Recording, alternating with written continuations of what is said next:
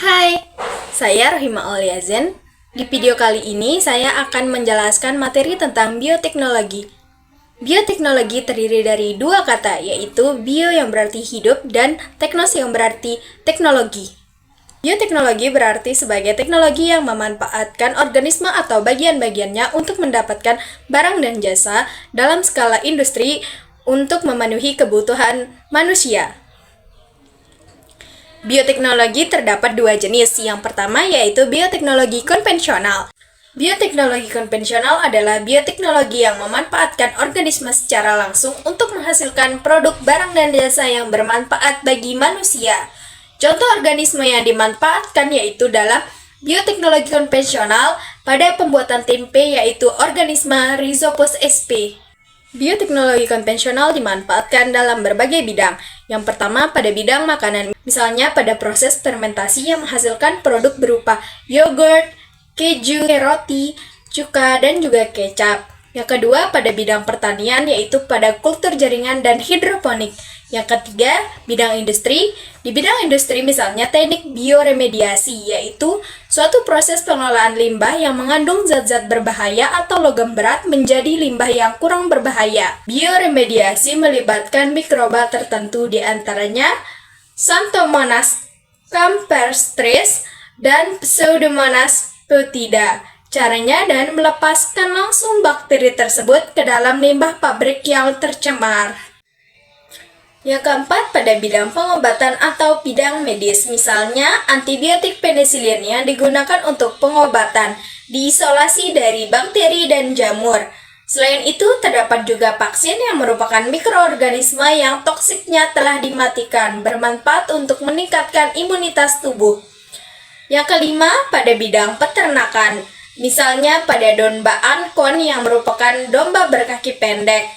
Selain itu juga terdapat sapi jersey yang diseleksi oleh manusia agar menghasilkan susu dengan kandungan krim yang lebih banyak. Selanjutnya, jenis bioteknologi yang kedua yaitu bioteknologi modern yang sangat erat kaitannya dengan rekayasa genetika.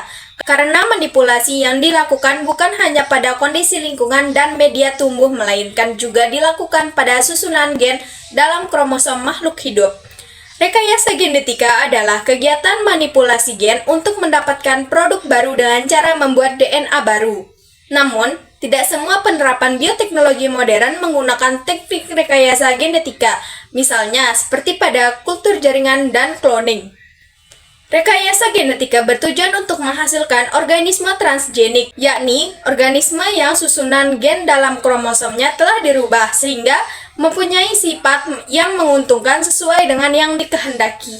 Teknik yang digunakan dalam bioteknologi modern yaitu teknik rekayasa genetika yang menggunakan teknik DNA rekombinan, yaitu teknik mengubah susunan DNA suatu organisme dengan menyisipkan gen asing ke organisme tersebut, sehingga diperoleh sifat baru yang tidak dimiliki sebelumnya. Teknik ini digunakan untuk menghasilkan organisme transgenik. Selanjutnya kita akan membahas kelebihan dan kekurangan bioteknologi konvensional dan bioteknologi modern.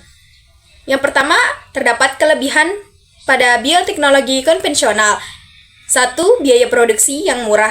2. Teknologi menggunakan peralatan yang sederhana. 3. Pengaruh jangka panjang sudah diketahui. Selanjutnya, kekurangan dari bioteknologi konvensional.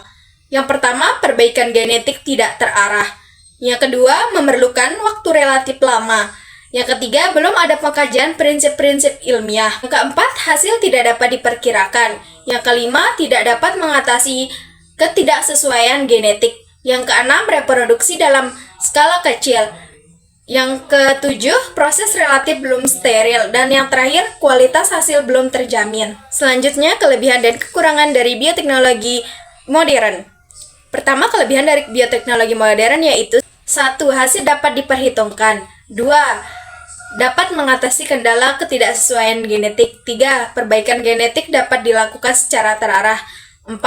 Menghasilkan individu yang memiliki sifat baru atau tidak sama dengan sifat alaminya. Selanjutnya, kekurangan dari bioteknologi modern. Biaya produksi yang relatif mahal. Yang kedua, menjadikan jenis tanaman monokultur. Yang ketiga, menyebabkan degradasi gen jenis lokal. Yang keempat, memerlukan teknologi yang canggih. Dan yang terakhir, pengaruh jangka panjang belum diketahui. Sekian, terima kasih.